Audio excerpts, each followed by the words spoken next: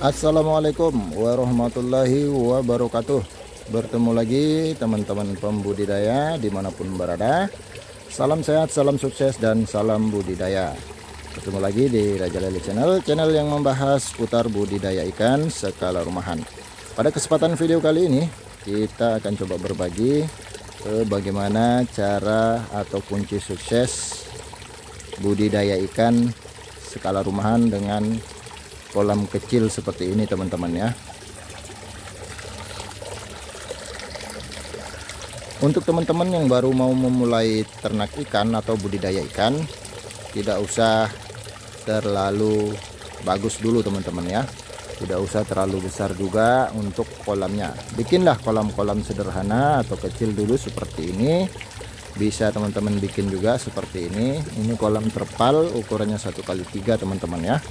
Kemudian teman-teman isi bibit ikan ya, terserah mau ikan nila, ikan lele, ikan gurame, dan lain sebagainya. Namun di budidaya kita di sini kita membudidayakan ikan nila, dan ini baru saya coba kemarin tebar ikan lele lagi sebanyak 100 ekor teman-teman ya. Nah, yang akan kita bahas sekarang adalah cara atau kunci sukses ternak ikan di kolam kecil seperti ini skala rumahan teman-teman ya.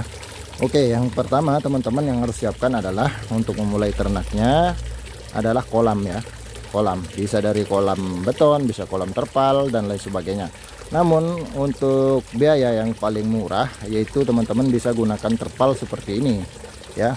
Bisa dari terpal yang sudah berbentuk bulat kotak seperti ini, atau terpal yang hamparan yang biasa-biasa saja seperti di kolam terpal saya yang di belakang ini teman-teman ya, di belakang sana.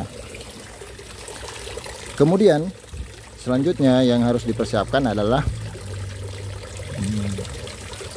penyiapan air ya, penyiapan air dulu teman-teman ya. Setelah kolam jadi, kemudian penyiapan air. Untuk penyiapan air atau treatment air itu sendiri, teman-teman bisa menggunakan air sumur ataupun air hujan ya.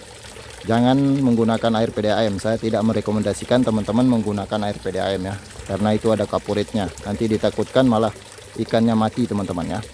Nah, kemudian setelah air kita siapkan, kita endapkan minimal 3 hari sampai 1 minggu teman-teman ya. Kita endapkan, kita diamkan.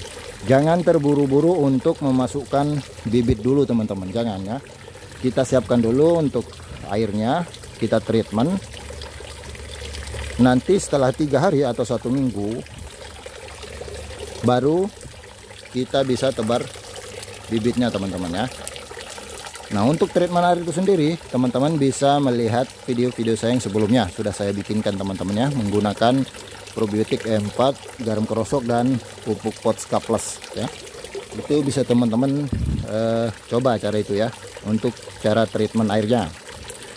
Nah, setelah kita treatment airnya 3 hari atau 1 minggu baru bibit masuk teman-teman. Nah, di sini penting ya, untuk bibit yang kita masukkan, untuk pemula seperti kita usahakan tebar bibitnya yang berukuran besar teman-teman ya. Jangan yang terlalu kecil ya, minimal 5 cm ke atas lah teman-teman. Untuk saya sendiri di sini untuk tebar lelenya ini saya gunakan bibit dengan ukuran 10 sampai 13 cm teman-teman ya, agar nanti pertumbuhannya bisa lebih cepat untuk kita panen. Ini target saya 2,5 bulan atau 3 bulan lah paling lama ya, kita sudah panen teman-teman. Nanti saya akan terus update untuk videonya. Nah, setelah itu, setelah bibit masuk, teman-teman persiapkan pakan ya. Di sini penting pakan yang berprotein tinggi teman-teman ya. Pakan yang berprotein tinggi, minimal 30% ke atas ya untuk pakannya. Teman-teman bisa menggunakan pakan lele yang high profit 781 teman-teman ya. Itu proteinnya sudah 30% ke atas. Jadi teman-teman bisa menggunakan pakan itu. Ya, banyak kok dijual teman-teman ya. Yang eceran juga banyak. Nah, kemudian setelah kita tahu manajemen pakan, kita lari ke perawatan teman-teman ya, perawatan mingguan, perawatan bulanan. Itu mencakup semua masalah perawatan air, kemudian pemberian probiotik, multivitamin dan lain sebagainya. Usahakan sebelum memberi pakan ke ikannya dibibis terlebih dahulu teman-teman ya. Dibibis menggunakan probiotik dan multivitamin. Nah, untuk cara membibis pakannya sudah saya bikinkan juga videonya di video-video saya yang sebelumnya teman-teman. Untuk probiotik yang saya gunakan juga sudah saya bikinkan videonya. Saya menggunakan E4 fermentasi dengan molase dan vitamin dari produknya Boster ya. Teman-teman bisa mencobanya. Nah, untuk tahap pengurasan airnya sendiri teman-teman. Tahap pengurasan air atau pergantian air usahakan teman-teman minimal 1 kali seminggu ya. 1 kali seminggu buang air setengah dari isi kolam ya. Buang air setengahnya dari isi kolam. Kemudian tambahkan air baru lagi. Nah, ini catatan. Air baru yang kita gunakan untuk mengganti air yang kita buang tadi adalah air yang sudah kita endapkan teman-teman ya. Bukan air yang langsung dari sumur, bukan. Tapi air yang sudah kita endapkan. Itu yang kita gunakan untuk mengganti air kolam yang kita buang tadi. Tujuannya kenapa? Tujuannya agar ikan yang ada di kolam kita tidak gampang stres teman-teman ya. Tidak gampang stres akibat perubahan suhu dan air yang ada di kolam. Jadi seperti itu tujuannya teman-teman. Simpel ya, mudah sekali untuk beternak ikan ini. Ini kolam bioflok yang saya punya dan itu kolam sistem ras ya. Nah, untuk sistem ras dan sistem bioflok itu sendiri teman-teman berbeda dengan sistem GWS ya. Karena kalau sistem GWS yang kita gunakan, kita minimal pergantian air itu 1 kali seminggu ya, rutin teman-teman ya, kita ganti setengah. Karena di sistem GWS itu tidak ada namanya sirkulasi air teman-teman ya, atau tidak ada penambahan probiotik aquaenzim pencipta bioflok kalau di kolam bioflok. Kemudian kalau di sistem RAS kita tidak menggunakan sirkulasi teman-teman ya. Jadi di sistem GWS itu murni kita menggunakan air hijau dari bantuan sinar matahari teman-teman. Nah, itulah kenapa kita harus rutin sekali seminggu untuk pergantian airnya. Jadi seperti itu teman-teman. Untuk ketinggian airnya minimal di 50 sentian teman-teman ya. 50 cm itu sudah ideal ya untuk mulai ternak ikan. Kita mulai dari yang kecil-kecil dulu seperti ini teman-teman ya. Tidak usah terlalu ngotot untuk langsung beli bibit banyak kemudian bikin kolam banyak, tidak usah teman-teman ya. Kita belajar dulu dari yang kecil-kecil seperti ini. Saya juga dulu seperti itu teman-teman, mulai dari kolam kecil seperti ini. Alhamdulillah dengan hasil penjualan sambil berjalannya waktu, saya bisa bikin kolam beton, kemudian bisa bikin kolam terpal lagi yang di belakang teman-teman ya.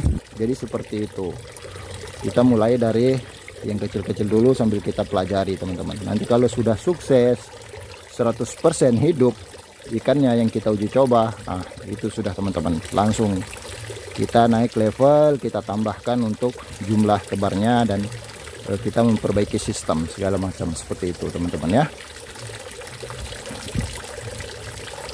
Nah, untuk tahap selanjutnya adalah masa panen teman-teman ya.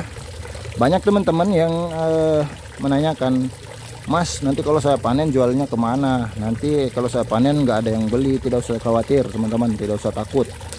Sekarang penjualan itu gampang ya. Gunakan media online sekarang. Bisa jual di Facebook, di marketplace, di Instagram, di WA, di grup-grup jual beli dan lain sebagainya teman-teman. Itu pasti ada yang beli. Insya Allah pasti yang beli. Tawari ke teman-teman, ke tetangga dan lain sebagainya. Promosi pakai spanduk, pakai banner, taruh di depan rumah ya. Itu yang saya lakukan di sini teman-teman, dan alhamdulillah penjualannya lancar ya. Malah saya kekurangan stok terus teman-teman, kekurangan stok. Akhirnya saya ngambil di orang lain juga biar untuk menjaga siklus terus penjualan teman-teman ya, biar tidak macet. Jadi seperti itu. Jadi ada terus kita punya stok meskipun tidak murni dari hasil budidaya kita, karena kalau kita mengandalkan hasil panen dari kolam kita kan tidak seberapa teman-teman ya. karena kita masih skala rumahan. Jadi seperti itu, yang penting ada untungnya 1000, 2000, 3000, udah gitu dulu teman-teman, tidak usah terlalu banyak ambil untung juga ya, yang penting putarannya cepat. Jadi seperti itu. Oke teman-teman, saya rasa mungkin sekian dulu ya untuk video kali ini. Semoga bermanfaat. Sampai ketemu di video selanjutnya. Nanti kita akan coba berbagi lagi seputar budidaya ikan, trik-trik yang lain sebagainya teman-teman ya. Oke, semoga bermanfaat. Saya pamit undur diri. Saya akhiri. Assalamualaikum warahmatullahi wabarakatuh.